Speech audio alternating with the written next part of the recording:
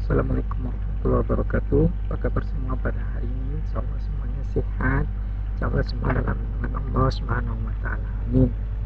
Baik ya, untuk hari ini Ustaz mengirimkan video untuk mata pelajaran Kurdis khusus materi surat Al-Alaq dan terjemahannya. Begitu kita buka dengan sama-sama melafazkan basmalah, bismillahirrahmanirrahim. Selanjutnya kita akan sama-sama tasmi surat Al-Alaq. أعوذ بالله من الشيطان الرجيم بسم الله الرحمن الرحيم اقرأ باسم ربك الذي خلق خلق الإنسان من علق اقرأ وربك الأكرم الذي علم بالقلم علم الإنسان ما لم يعلم كلا إن الإنسان ليطغى أن رآه استغنى إن إلى ربك الرجعى أرأيت الذي ينهى عبدا إذا صلى أرأيت إن كان على الهدى أو أمر بالتقوى أرأيت إن كذب وتولى ألم يعلم بأن الله يرى كلا لئن لم ينته لنسفعا بالناصية ناصية كاذبة خاطئة فليدع ناديه سندع الزبانية كلا لا تطعه واسجد واقترب Sadaqallahul azim. Alhamdulillah ya, sudah sama-sama murojaah surat Al-Alaq. Insyaallah setiap huruf yang kita baca insyaallah mendapatkan pahala dari Allah Subhanahu wa taala. Baik ya, kita masuk pada materi ya. Jadi surat Al-Alaq ini adalah surat yang pertama yang diturunkan oleh Allah Subhanahu wa taala pada Nabi Muhammad sallallahu alaihi wasallam ketika Nabi Muhammad SAW berada di Gua Hira, ya, bertafakur beliau di sana. Surat ini menjadi tonggak perubahan peradaban dunia. Yang ini pentingnya ilmu pengetahuan. Ya. Jadi ilmu pengetahuan ini sangatlah penting. Ya. Makanya ada pepatah yang mengatakan tuntutlah ilmu sampai ke liang lahat. Ya. Perubahan-perubahan itu diawali dengan Iqra. Ya. Di arti Iqra sendiri adalah bacalah. Perintah membaca itu harus dimaknai, ya, bukan sebatas membaca lembaran-lembaran buku, melainkan juga membaca tanda-tanda kebesaran Allah Subhanahu wa taala dan alam semesta.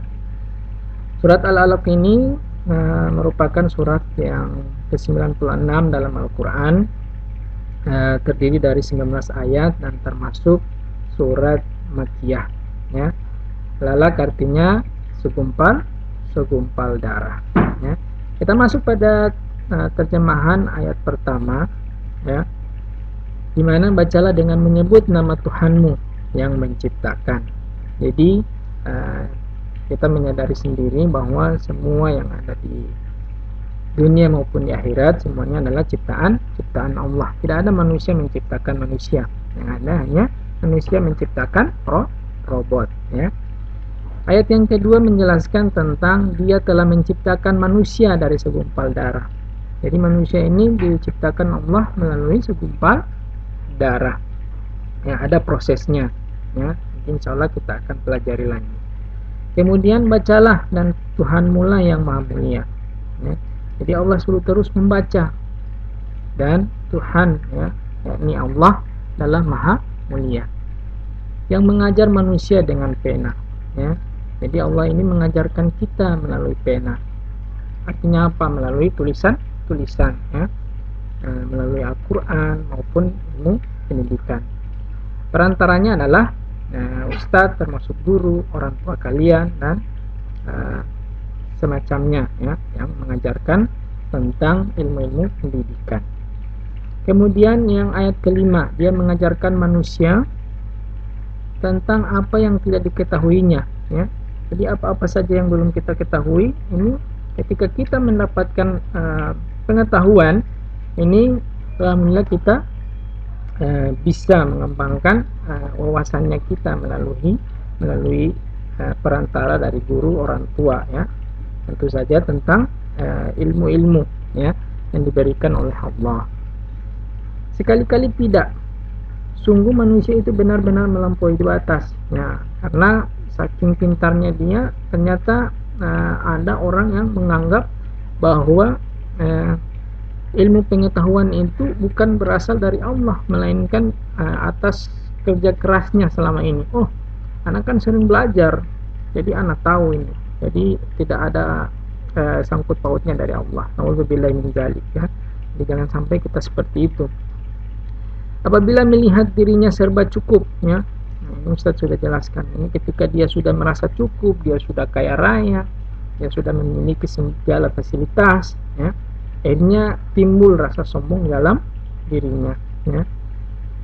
Sungguh hanya kepada Tuhanmu tempat kembalimu, ya. Sesungguhnya tempat kembali kita pada Allah. Kita tidak kembali ke Jakarta, tidak kembali lagi ke Bali atau sebagainya, ya.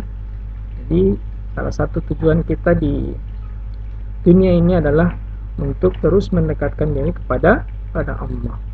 Bagaimana pendapatmu tentang orang yang melarang seorang hamba ketika dia melaksanakan sholat? Nah, jelas ini tidak baik, ya, kalau menurut kita. Nah, kenapa? Karena ketika ada seorang yang melaksanakan kebaikan kemudian kita melarangnya, niscaya ini akan mendapatkan laknat Allah. Bagaimana pendapatmu jika dia, ya, orang yang dilarang itu berada di atas kebenaran petunjuk, sementara ketika misalnya kita, ya, melarang orang-orang yang melaksanakan sholat, padahal kita tidak mengetahui bahwa orang yang melaksanakan sholat ini berada di atas kebenaran atau petunjuk. Nah, ini perlu kita hindari, ya.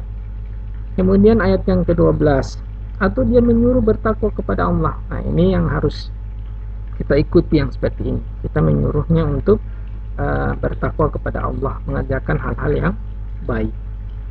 Bagaimana pendapatmu jika dia yang melarang itu mendustakan dan berpaling? Ternyata orang yang melarang ketika orang sholat ini, ternyata dia juga orang yang sama, yang terus mendustakan dan terus berpaling dari ayat-ayat Allah.